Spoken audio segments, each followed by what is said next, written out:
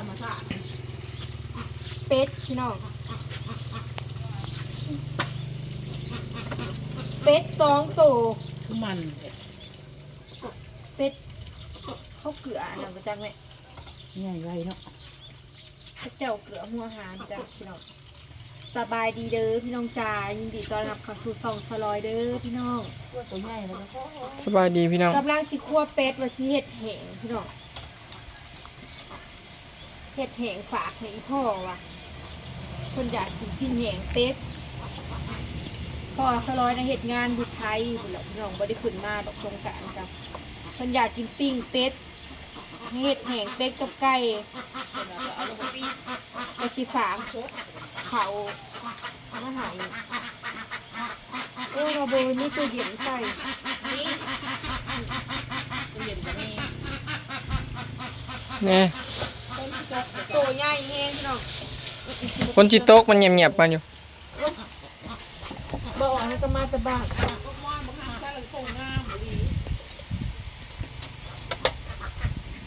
เอ้าพาลานกลับมาเด้อยายฝนตกนะพุ่นอุ้มเลาะปิดเน็ตหรือบ่โทรศัพท์อุ้ยมาเด้อคนใหม่ได้นี่แม่ย่าได้คนตกผ่าใหม่อยากจะไฟดับเนี่ยเอามาไม่หอมเอามาลูกเอามาเผ็ดแห้งมันกระมันคักเนาะข้าเจ้าขึ้นมาสงกรานต์พี่น้องก็เลยสิฝากลงไปนั่นมูดแม่คุณแหละข้าเจ้าลงกับที่16เลยเนาะย่านแบบแค่สงกรานต์นี่สมบูรณ์เวลาอยู่จริงดีกระเดื่องเลยเนาะไม่อื่นเขาโคตรกันเบิดแล้วแถวบ้านแถวสมตุนอื่นแม่ก็เมื่อดีบ้านใหญ่สักก้อนปลูกแทงเขาเด็กมือดูบักข้าเห็ดกินบักข้าเสียอีร้อยสบายเอาไว้ยายอ่อนสิขึ้นมาทางเบิ้งทางลงถึงนี่เฮ็ดกินยังเดินงานยังกินย่างงานยังนั่นมันเมียสิไปกินแค่นั้นก็แทงหัวชื่นเฮานวาเซียนหลิงกับเล็กน้อยหนาบ้านนะพี่น้อง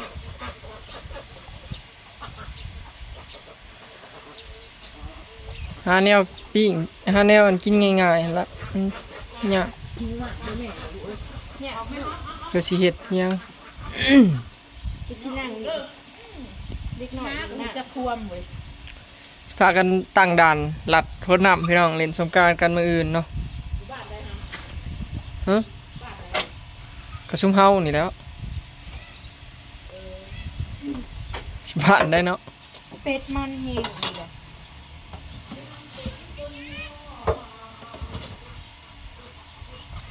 สิบติดเลยฝนมาแล้วพี่น้องโอ้ยห้ามน้ำเหลืองมาแรงแน่ฝนตกกับบ่ไปน้ำเหลืองใช่อีกบ่อยนะไรเขาบอกกินจนว่า5 โมง 6 โมงเมื่อคืนเช้านี่นี่มันไฟระเตยพูดที่อันพูดที่จาก3ผมก็เอาแอลกามาพอดีข้ามเอือกนี่แหละจะเอาไปทำมูเป็ดตัวนึงพี่น้องจะเอาไปตากแห้งตัวได้ลายใช่ไหมตัวน้อยนะคะเนาะตัวใหญ่ตัวใหญ่กว่าได้ลายเนาะตัวไทย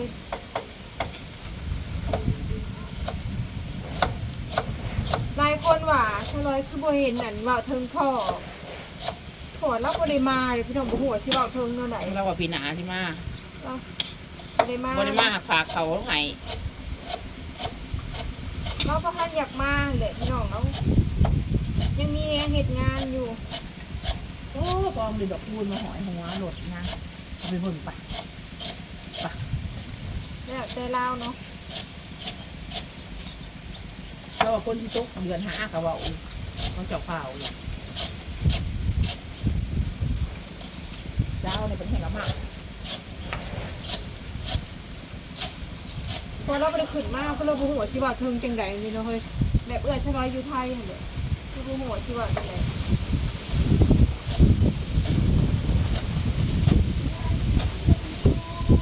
จักสิเว้าแนวใดเนาะมันบ่แม่นคนน่ะที่อยู่นำกันอันยามปีใหม่สงกรานต์แต่ละปีจังซี่น่ะ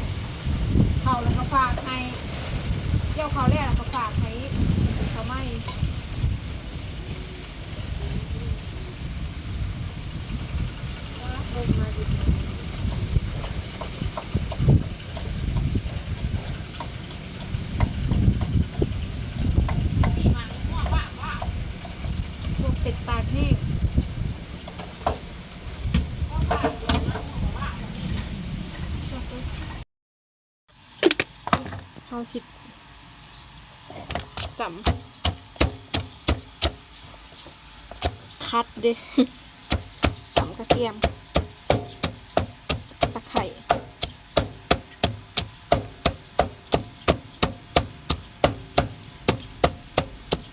มันจังบ่เน่าอะนะเนาะเวลาเขาฝากข้าวเจ้าลงไปค่ะคันอยู่กรุงเทพเนี่ยได้กินอาหารบ้านเฮาก็จังแซ่บเนาะพี่น้อง กรุงเทพมันก็คือกันอยู่แต่ว่าความรู้สึกสำหรับเนาะ คิดฮอดบ้านเฮานี่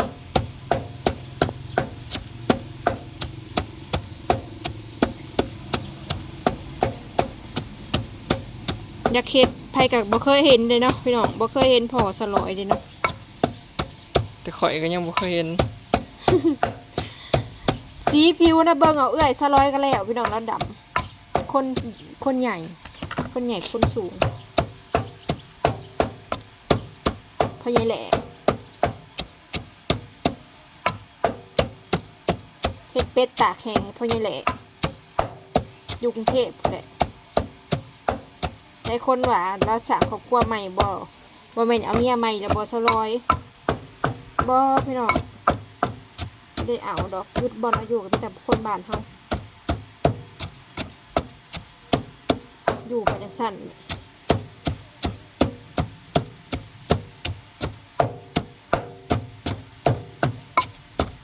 ชะลอยกับโบได้บังคับแต่พี่น้องก็ให้ขึ้นมาแต่ว่าเราโบอยากขึ้นเนาะเราบ่ทันอยากขึ้น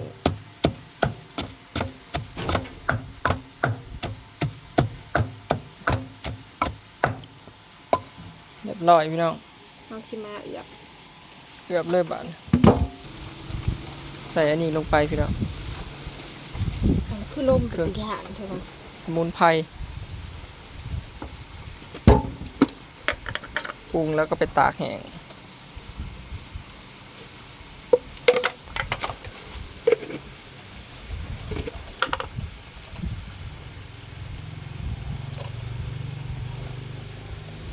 แต่ว่าแห้งมันจะเค็มเลยเนาะ แม่น ก็คือเขาปิ้งสด มัน เป็น บ่ สดหอยบักพริกกะสิใส่อยู่ถาคนแล้วก่อนใส่มือนี่แหละ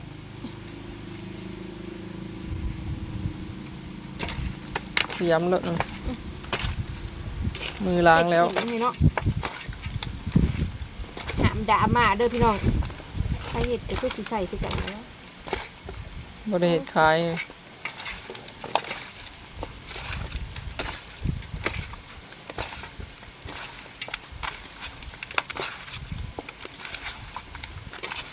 เหลือใบมืออื่นสาวจังสิไปตากแห้งใส่จังยัง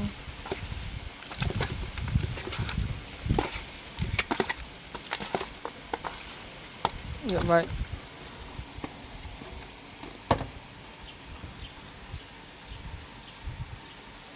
ชิ้นหลอดเป็ด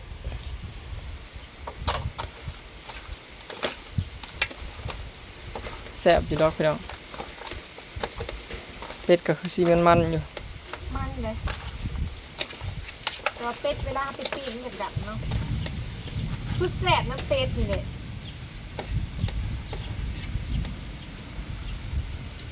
ร้านเฮาก็ชุดแซ่บน้ำปิ่งเป็ดนี่แหล้ว ถ้าใครมาเราบริสีปีนเป็ดมีเวลาเด็ดๆที่ขาดนะจ๊ะ เมนูเด็ดบ้านเฮาก็คืออันนี้แหละพี่น้องเลือดแป้งปิ้งเป็ดเนาะ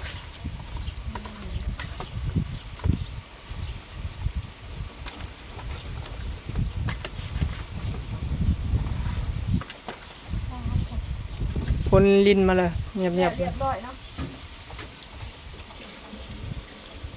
ๆเรียบร้อยมือต่างๆนี่แต่งทาตากบัดแดดพี่น้อง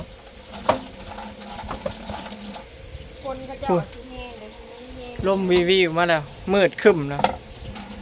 นาสิตกแห้งอยู่ว่าจักคันบ่ลมแห้ง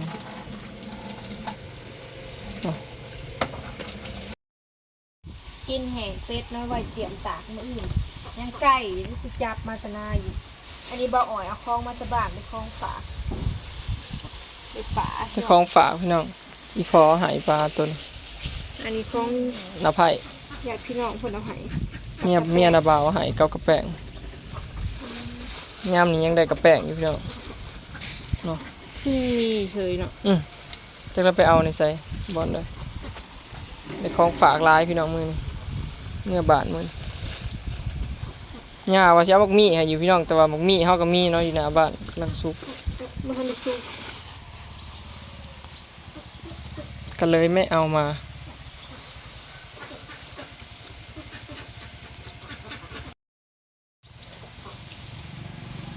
เดี๋ยวสิแบ่งออกหน้า กินกระตำบักหุ่งโอ้ยแซ่บขนาดนี้ เขาจะตับดิบเป็นพี่น้อง แม่น บ่ดิบ บ่เฮาบ่ได้กินดิบนะ บ่ได้กินดิบเป็นพี่น้องบ่ได้กินดิบเมื่อเอามาส่งเขาจะเอาด้วยส่งกระเทียม อืม อุปกรณ์5ชิ้นนั่น ฝากน้ำมะเละมือ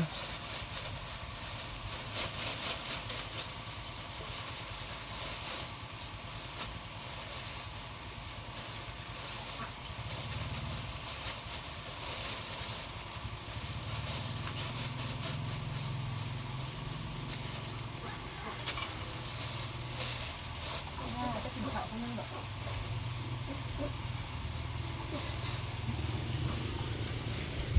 ค่ำแล้วลมฝนสิมาแล้วเย็นนี้แห้งเด้มื้อกับวันสงกรานต์พี่น้องผู้ใดไปเล่นทางใดเด้เนาะเพื่อสลับไปใช้ในหน้าบ้านก็สิเปิดน้ำเล็กน้อยอยู่หน้าบ้านว่าสิชวนบ่มีอยู่หน้าบ้านนั่นเดินเอามาเอาเนี่ยมาตัดนี่เลย มันแช่มันแข็งมาเลยอันนั้นก่อนแช่แค่ก่อนถึงตัดได้ ป้ายอย่างนั้นเขินปลาสุหรือป้ายอย่างนี้ปลาโจก เห็นบ่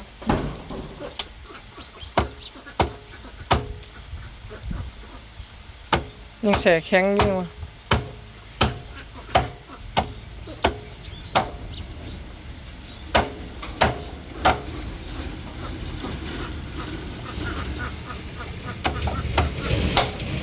ก้อยยังก็ได้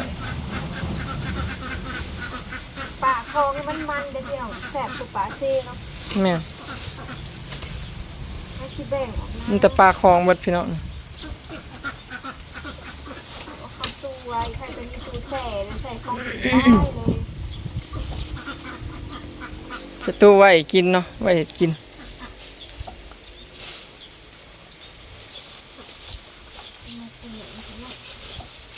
ดอกแค่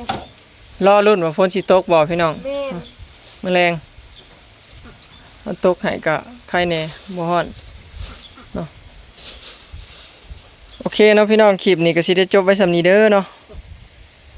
ฝากกดติดตามเป็นกำลังใจให้สลอยบอยเด้อพี่น้องเนาะ ฝากเบิ่งคลิปเด้อในเด้อพี่น้องอย่าขาดโฆษณาเด้อ